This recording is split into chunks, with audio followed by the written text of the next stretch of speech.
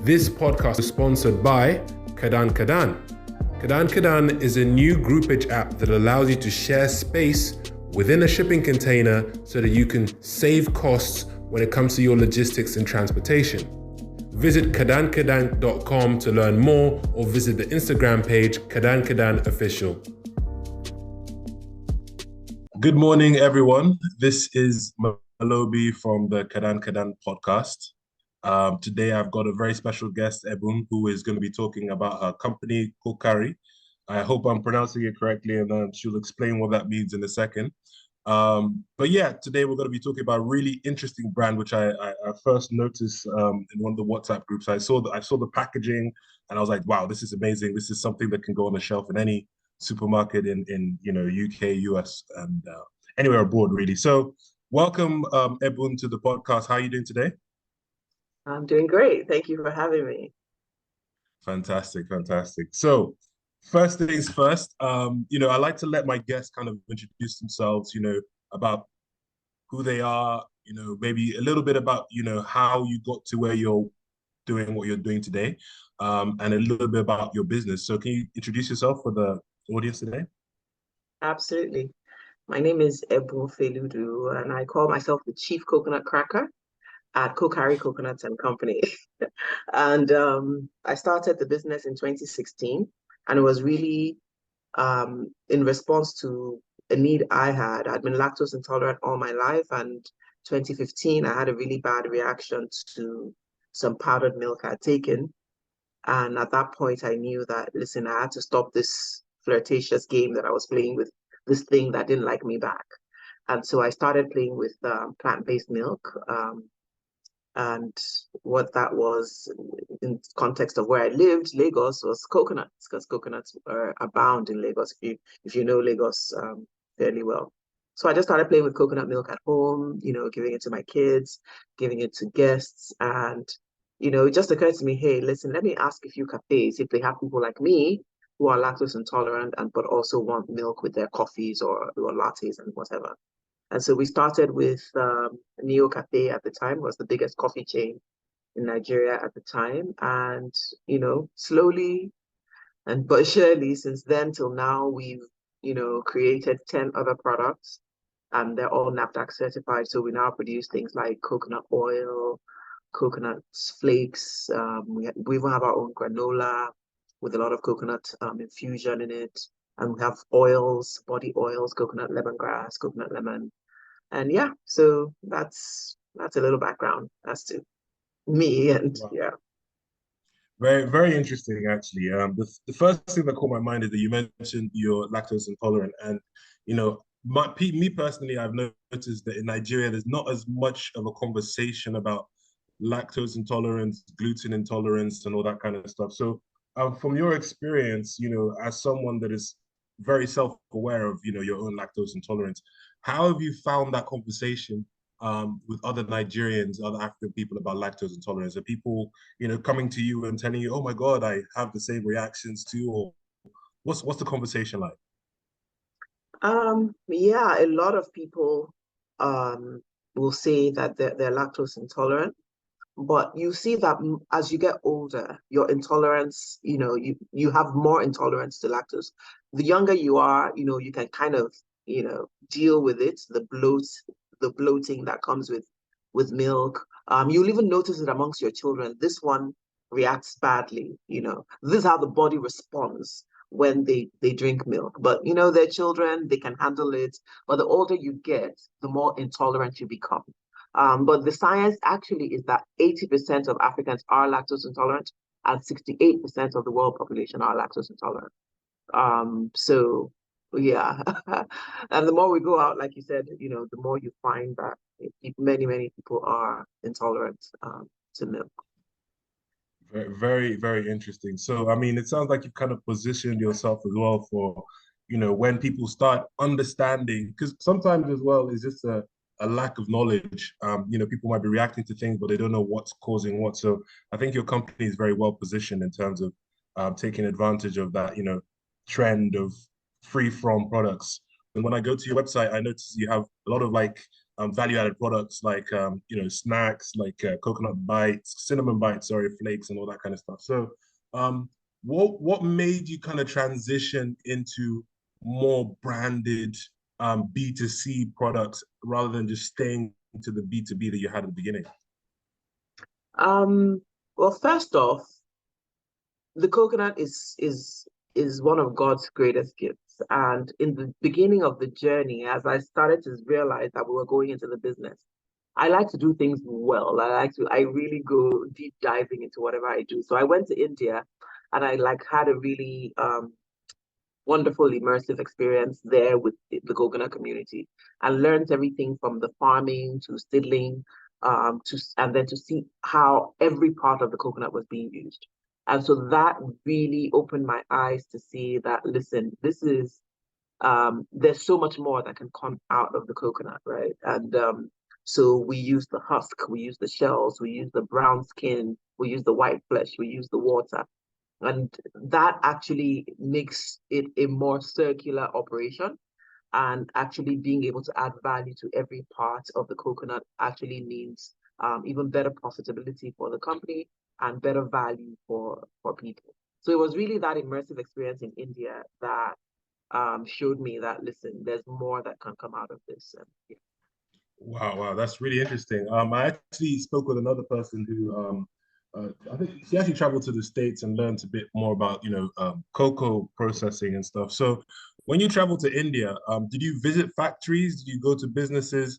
And if you did, how open were they with the information? Because what I found is that, in Nigeria, we tend to be kind of closed off and we don't want to share information. And, this is my secret. So how was that experience in terms of discovering and sharing of knowledge? It was phenomenal. Actually, I had been invited for a women's conference in India. And because, I planned conferences, I'd attended conferences, I said to them, the only reason, the only the only thing that made me come for this conference is if you can hook me up with this immersive experience in the south of India where I can learn about the value chain. And the organizers of the conference, they are very resourceful. They have universities across India, and they said, hey, they'll hook it up. So after the conference in New Delhi, I flew down south, and they hosted me. A driver would come pick me up every single day, so I would visit the factories. I visited the Coconut Development Authority of India. So I learned about a lot of the research they'd been doing, for various parts of the coconut value chain. I went to factories that were processing the husk of the coconut, the shell of the coconut, people who are doing like flour, coconut, desiccated coconuts, so I had coconut oil, organic coconut oil. So I had a phenomenal time. And I can't even, and because those friends of mine had facilitated the relationships, um, those people were open. However, many people said no to them, and I don't even fault them. It's very understandable. Also, I think the fact that I was coming from all the way from Nigeria, I was obviously maybe no threat to them and their business or whatever, and so that also facilitated. So those two factors, I think, um, led to why they were so open. And I think they were just kind of phenomenal people, and we're still, in contact with them till today. Wow, wow, that's amazing. And I guess there's a kind of a lesson there because when a lot of people travel, they travel just to, have fun, go to the beach, and go to clubs and parties, stuff like that. But, I do encourage people to actually use traveling as an opportunity to learn from other businesses, and actually Absolutely, gain more knowledge in that respect. Okay, absolutely. so that's actually very, very interesting.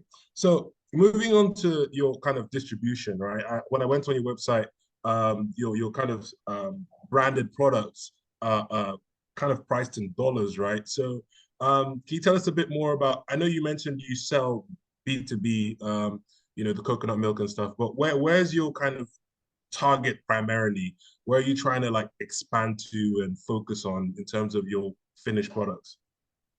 Okay, so we have two websites that we're trying to merge right now. So the dollar website you saw was our US website. We launched the company in the US last year, and we've been doing a lot of work there, processing applications, and we were actually also approached by several e-commerce platforms that are quite huge in the US. We'll be silent on them until we're actually on those platforms.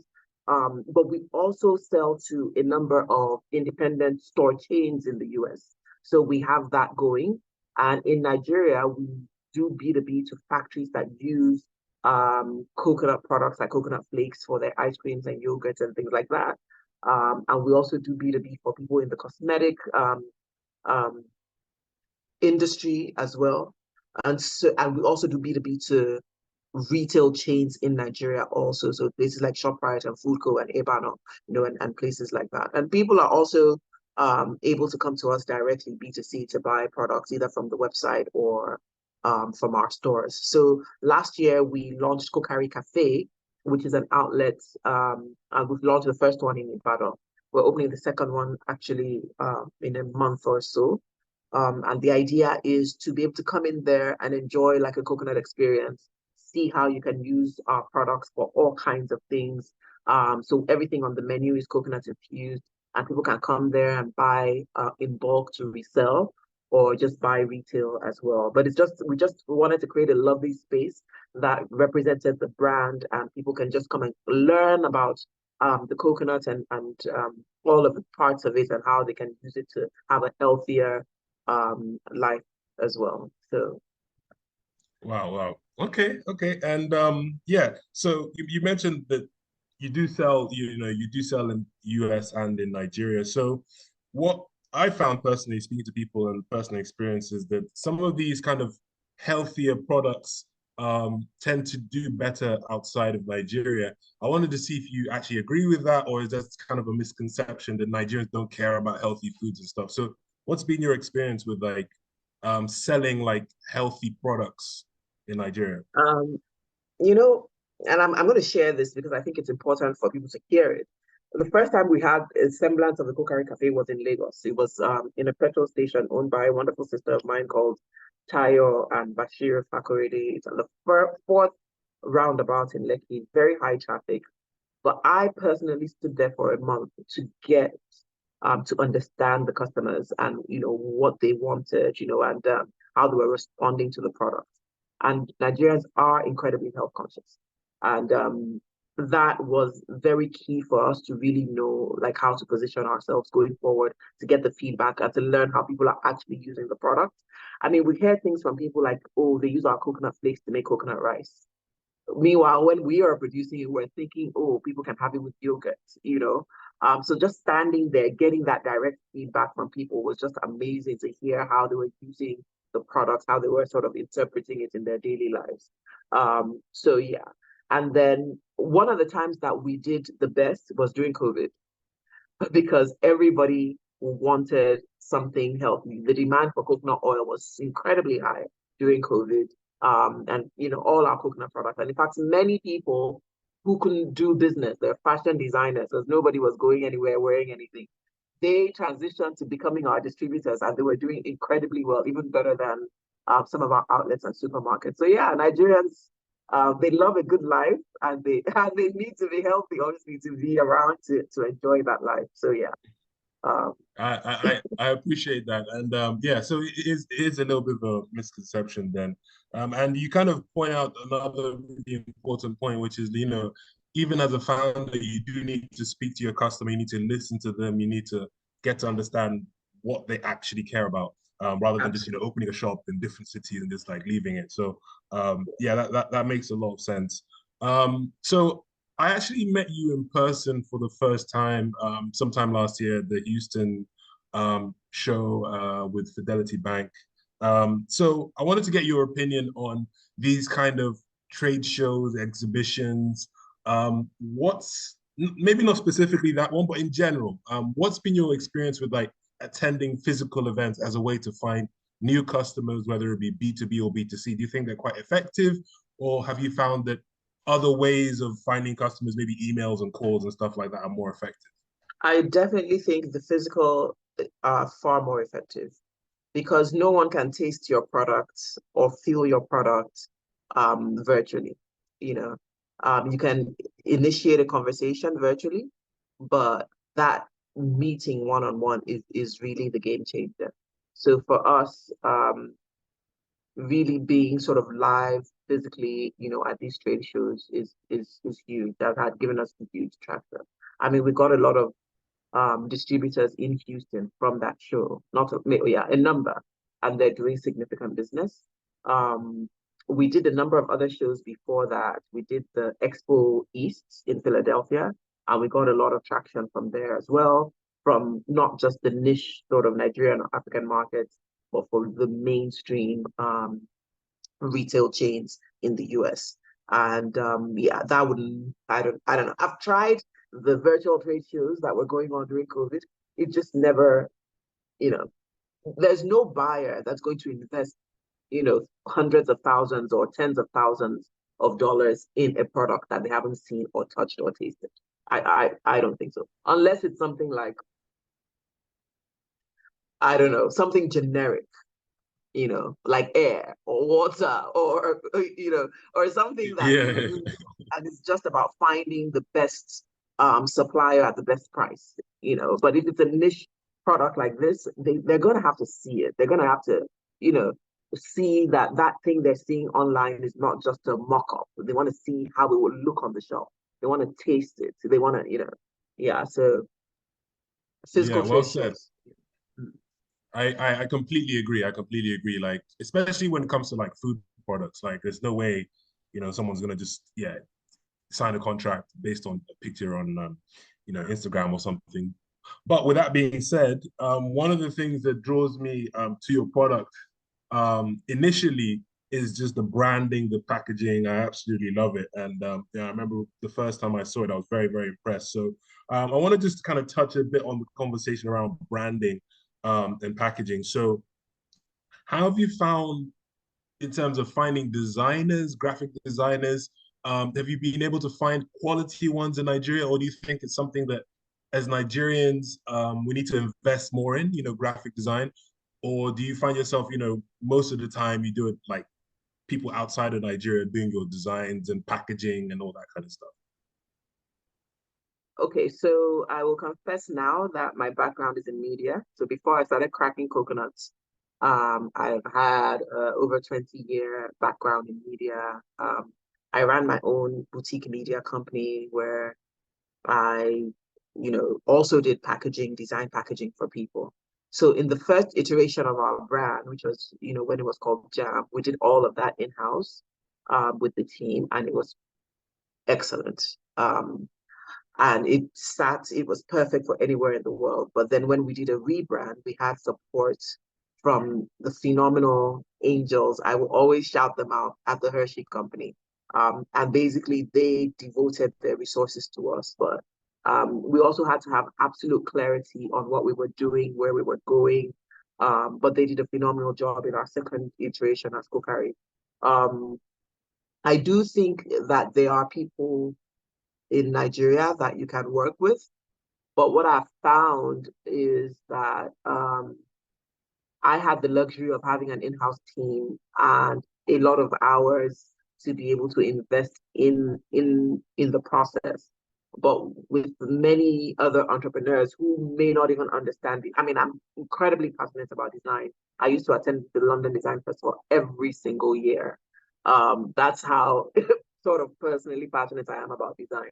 Um, so if they're not really if they don't have that background in design or have the eye, it may be difficult to even know what's good. But I always say to people, just look on the shelf. What is good, and what is not is just not. Look at what is pleasing to your eye. Because when that product is sitting on the shelf, you're not going to stand there and say, hey, my name is Ebun, I'm the chief coconut cracker. Look at my product. The product needs to scream and grab the customer from the shelf without any help from you. And so the question to entrepreneurs is, can your product do that? What does your product look like? And people used to say to me, oh, Nigerians won't like this kind of packaging. And I said, I beg to differ. We like what is nice. And it's so funny, like now, when people are looking for products to put in their like hampers and things like that, they're always calling us because, this is a product. I mean, it tastes amazing, it looks amazing, and everybody's proud of it. And that really is my goal to make sure that every product we create is an ambassador of the Nigeria of my dreams. Is that represents like me and my standards and what I know that we're capable of. So we can do better. We need to be able to demand more of our designers. I think we're capable because I've seen amazing design, but I think we may also need to invest a bit more in that process, really understanding shelf space and the eye level and the balance, of maybe white and other colors and just sort of there's a science to all of this. There are people who are studying the psychology of people who are walking into the shop floor and understanding what works best. And I think that places like Yaba Tech, and that sort of thing could do well to invest a bit more in that process, especially as the country is doing more to invest in the agricultural value chain. Packaging is key. Well said. Well said. Okay. So before we start heading off to, talking about, you know, potential partnerships with yourself and what you're looking for as a company, I just wanted to touch very briefly on more operational supply chain related issues.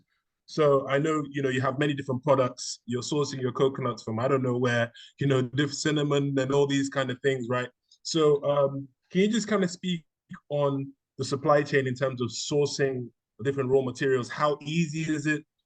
Where do you see the opportunity for suppliers of some raw materials to come in? Maybe Nigeria, we need to produce more cinnamon or different kind of raw materials. Yeah, this is something I'm incredibly passionate about. Um, Nigeria is probably the largest consumer of coconut on the continent, um, because we're so big, right? And most of the coconuts come from Lagos, but not produced in Lagos, essentially. Yes, most of the coconut produced in Nigeria is produced in Lagos, but a lot of that comes from Benin, Togo, Ghana, you know. So that means that all of these coconuts that we're buying as manufacturers, that wealth is going to the farmers in those countries, which is wonderful. But, charity begins at home, right? So our mission is to get more farmers farming coconuts. So we have a farm, we have a plantation in Oyo State, where we have a nursery, which with support from GIZ, they supported us to set up a nursery, and we also have a farm, and we train farmers on how to intercrop with coconuts so that they get short-term value and long-term value. Short-term from the intercropping crops, and then the long-term value from the coconut. And so that is one of the things that we're doing for mid to long term. So we've successfully onboarded quite a number of farmers, maybe not smallholder farmers, because there are people who are taking like 1,000 seedlings, 2,000 seedlings, which is quite significant. You need at least 4 hectares for 1,000 seedlings at least. So that's sort of some of the stuff we've been doing, but we've also sourced from farmers locally, and then we also source from the open market. So those are the things that we're doing with regards to supply chain. I would say that about 85 to 90% of our products are sourced locally. It's really our packaging that comes from abroad, even though some of our packaging is also being done locally, and we're trying to expand that so that we can be fully sourced from within the country. So that's what we're doing with regards to supply chain.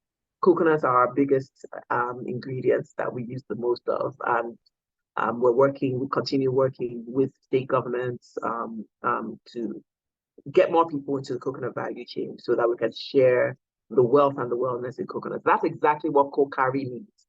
Kokari means, let it go around, abundance for all. And the coconut's value chain is a $38 billion value chain. And we want to bring some of that wealth to the local farmers here so we can, share in the wealth and the wellness. Kokari also means global. Wow. And so we're hoping Kadan can help us with that part of our of our ethos. We definitely can. So yeah, and that's full circle. Actually, you've actually answered a lot of the questions I was going to ask. And just before we kind of ramp things up as well, you touched on encouraging state governments to get involved. So can you kind of explain, where the government could do a better job in kind of helping and investing in the coconut? Um, okay. So the government is not in the business of business. What the government can do is create an enabling environment. And so with the Oyo State government, for instance, we have, an event on Monday where former President Obasanjo will be there, the Governor Sheyi Makinde will be there, and I'm on a panel discussing, exactly what we've been doing in the value chain and how we can um, basically improve the the opportunities or increase the opportunities that are available here. And one of the things that we want to do is to get more people, just as we've done, but just scale up exactly what we've done. You've got land, we supply you the seedlings, we supply you with the training, and you've created the opportunity to be able to supply to us in our factory. And yeah, that wealth goes around. So it's just for the government to create an enabling environment. Also, the road to our farm is not very good. And it's really hurt our vehicles. And so that was one of the presentations that I made to the governor in our last meeting. And he promised publicly that he would get that done. So those are the ways that government can help with the infrastructure. I'll give you an example. Yesterday, we went to the farm and we drove from Ibadan to Oyo, from Oyo to Fashola, from Fashola to Iseyin, and Iseyin back to Ibadan. And people don't know this, but that road is beautiful, well built. And what that has done is that it has opened those communities to markets that can buy their products. If you go into that community, you see a big basket of mangoes for 200 naira, but with that easy sort of access, they can get to a major city like Ibadan in 45 minutes and they're able to get better value for their produce, and so yeah, so that sort of infrastructure is really key, making sure that there's electricity and roads so that investors and people who want to process can easily go into those sort of local governments and those rural areas, and then they have the support to do that. Wow, well said. This has been an amazing conversation, and I've definitely learned a lot from this, and I hope people that are listening have too.